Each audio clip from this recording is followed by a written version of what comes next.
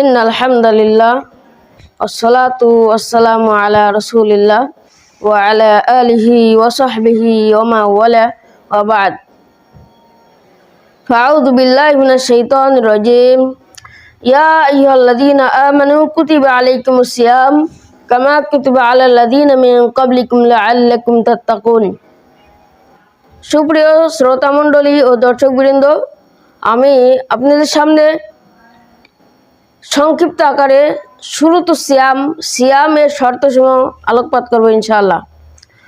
শুরুতু সিয়াম ওয়াহিয়া, তা হলো আল ইসলাম, ইসলাম গ্রহণ করা। যে ব্যক্তি সিয়াম পালন করবে তাকে অবশ্যই মুসলিম হতে হবে। 2 আল বুলুগ, বালেগ হওয়া। যে ব্যক্তি সিয়াম পালন করবে অবশ্যই তাকে বালেগ হতে হবে, অর্থাৎ সিয়াম বালেগের উপরে ফরজ। যারা মাজনুন শিশু এদের উপরে সিয়াম ফরজ নয়।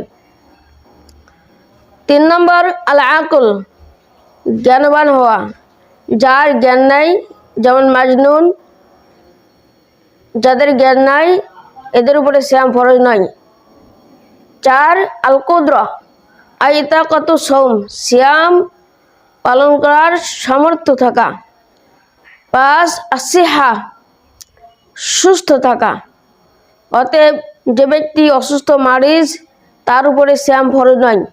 আল ইকামা, মুকিম হওয়া, অর্থাৎ যে ব্যক্তি মুসাফির, যে ব্যক্তি সফরে থাকে তার উপরে সিয়াম ফরজ নাই, তবে সে যদি করতে পারে লাবাস, কোনো সমস্যা নাই।